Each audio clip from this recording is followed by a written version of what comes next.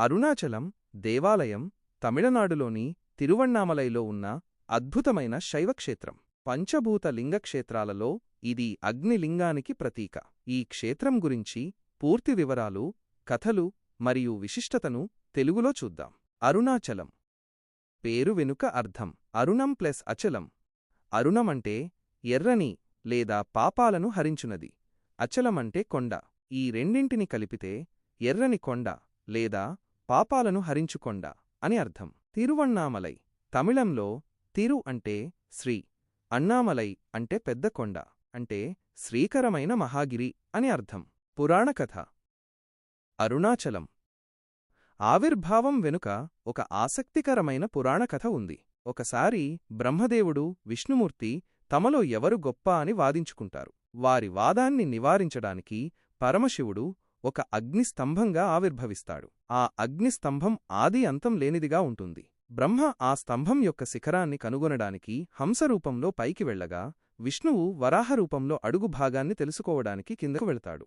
ఎంత ప్రయత్నించినా ఇద్దరూ స్తంభం యొక్క ఆది అంతాన్ని కనుగొనలేకపోతారు.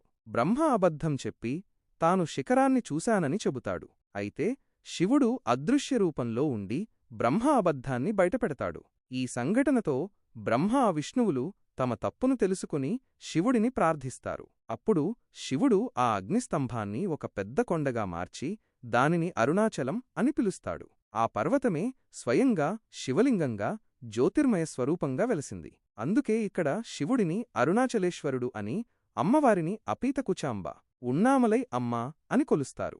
అరుణాచలం విశిష్టత మరియు ప్రాముఖ్యత. పంచభూత లింగాలలో అగ్నిక్షేత్రం. భారతదేశంలోని 5 ప్రధాన శైవ పవిత్ర క్షేత్రాలలో అరుణాచలం ఒకటి. ఇది అగ్నితత్వాన్ని సూచిస్తుంది. అందుకే గర్భగుడిలో ఎప్పుడూ వేడి వాతావరణం ఉంటుందని, అర్చకులు చెమటతో తడిసి ఉంటారని చెబుతారు. స్మరణ మాత్రము చేతనే ముక్తి. ఇతర క్షేత్రాలను దర్శిస్తే మాత్రమే పుణ్యం లభిస్తుంది. కాని అరుణాచలాన్ని స్మరించినంత మాత్రాన, అరుణాచల శివ అని పలికినంత మాత్రాన మోక్షం లభిస్తుందని ప్రతీతి. కాశీలో మరణించినా, చిదంబరాన్ని దర్శించినా, తిరువారూరులో జన్మించినా కలిగే మోక్షప్రాప్తి అరుణాచలం అన్న పేరును ఉచ్చరించినా చాలు, ముక్తి లభిస్తుంది అని అంటారు. గిరి ప్రదక్షిణ.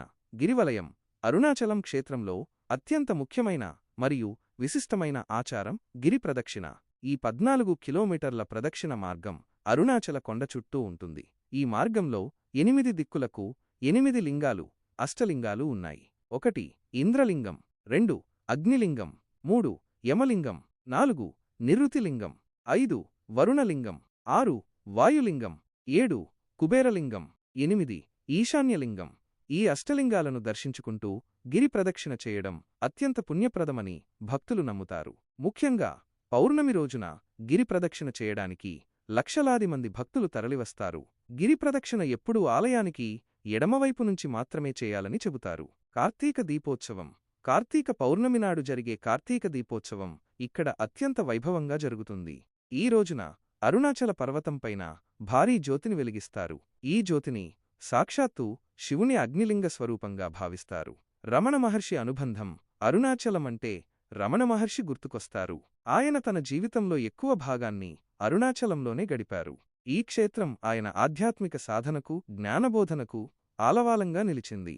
రమణ మహర్షి నివసించిన గుహలు, ఆశ్రమం గిరి ప్రదక్షిణ మార్గంలో చూడవచ్చు. అరుణాచల మహాత్మ్యం. స్కాందపురాణంలోని అరుణాచల మహాత్మ్యం ఈ క్షేత్ర ప్రశస్తిని, కొండ వైభవాన్ని విస్తృతంగా వర్ణించింది. విశ్వకర్మ శివాజ్ఞచేత ఈ ఆలయాన్ని, దాని చుట్టూ అరుణపురాన్ని నిర్మించాడని, గౌతమ మహర్షి ఇక్కడ పూజా విధానాలను ఏర్పాటు చేశాడని పురాణాలు చెబుతున్నాయి. కాలమానపు చరిత్ర. ఈ ఆలయం 2000 సంవత్సరాలకు పైగా ఉనికిలో ఉందని నమ్ముతారు. కృతయుగంలో అగ్నిపర్వతంగా, త్రేతాయుగంలో స్వర్ణగిరిగా, ద్వాపరంలో తామ్రశైలంగా ఈ కొండను వ్యవహరించారు. శాపవిముక్తి. పిల్లి, గుర్రంగా మారిన 2 విద్యాధరులు ఈ ప్రదేశానికి ప్రదక్షిణలు చేసి శాపవిముక్తులయ్యారనే పురాణగాథ కూడా ఉంది. ఆలయ నిర్మాణం. అరుణాచలేశ్వర దేవాలయం అత్యంత ప్రాచీనమైనది మరియు పెద్దది. చోళులు, పాండ్యులు, విజయనగర రాజులు వంటి అనేక రాజవంశాల పాలనలో ఈ ఆలయం విస్తరించబడి మెరుగుపరచబడింది. విశాలమైన ప్రాంగణం, ఎత్తైన గోపురాలు, మండపాలు, అనేక ఉపాలయాలు ఈ ఆలయ ప్రత్యేకతలు.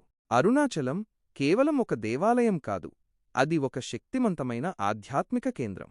దర్శించినా, స్మరించినా మోక్షాన్ని ప్రసాదించే ఈ పుణ్యక్షేత్రం హిందూ ధర్మంలో ఒక విశిష్ట స్థానాన్ని కలిగి ఉంది.